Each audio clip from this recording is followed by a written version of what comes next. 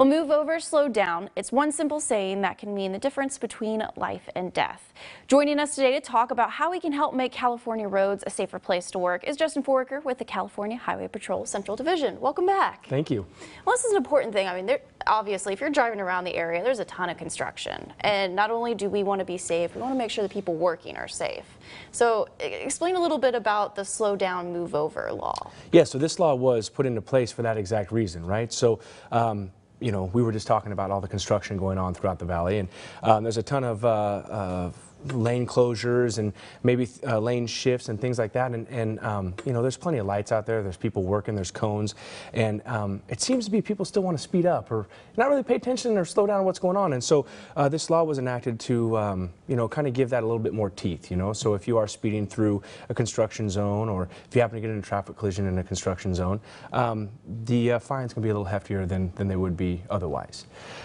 Same thing goes for emergency vehicles. You know, a lot of times emergency vehicles are on the right-hand shoulder. Yeah. Made a traffic stop. You know, we're trying to get people to just move over and slow down a little bit, just for the safety of everybody involved there. Absolutely. If there's a case, you know, sometimes when you're on the highway, if you can't move over, what's the next best bet to do? Maybe just slow down? Absolutely. So the law states that if you have the ability to move a lane over, then go ahead and do so. But if there's not that option, then all we're asking people to do is slow down a little bit, right?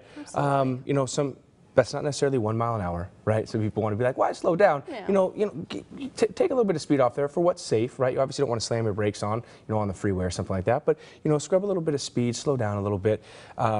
And just once you get past those vehicles on the shoulder, you can go ahead and pick back up to highway speed. Absolutely. You just want to remember that the people on the side of the road, either working or first responders, I mean, they want to make it back home. You keep them in mind. 100%. And I always say this in training classes and things, is that, you know, the freeway is not a safe place to be stopped. It's not, you know, it's a roadway that's designed for vehicles to travel at 65 miles an hour.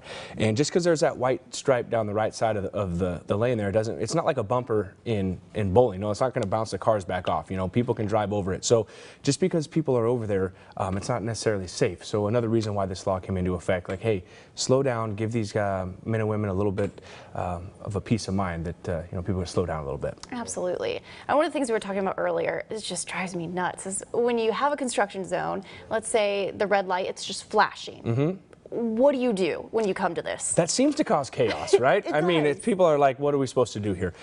So if you happen to pull up to an intersection and all the traffic signals are flashing red, obviously it's red, so stop.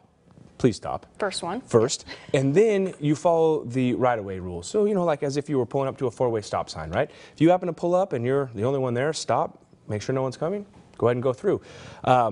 But if multiple cars start to pull up at the same time, obviously the normal traffic pattern comes into effect, and you guys just kind of have to work your way through it. It's going to take a little bit more time, so I like to tell people, hey, be patient, okay? Just because the car in front of you went doesn't mean it's time for you to go, right? So stop, let everyone clear, and then continue on. Yeah, so essentially it works just like a stop sign. You just wait, then figure it out, and then go. Exactly, just like a four-way stop. So if you happen to pull up, two cars pull up at the same time, obviously the car on the right, according to the right-of-way laws, the car on the right gets to go first. Once they pass, you go ahead and go through. So, you know, don't jump the line.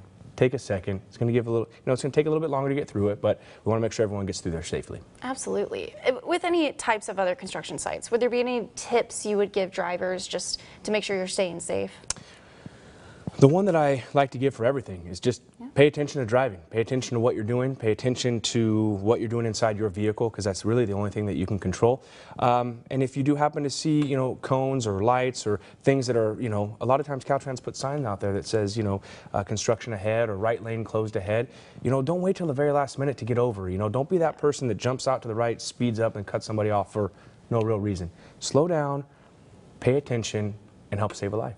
Absolutely. Well, thank you so much for chatting about this and making sure everyone's safe on the roads as always. Absolutely. Thanks.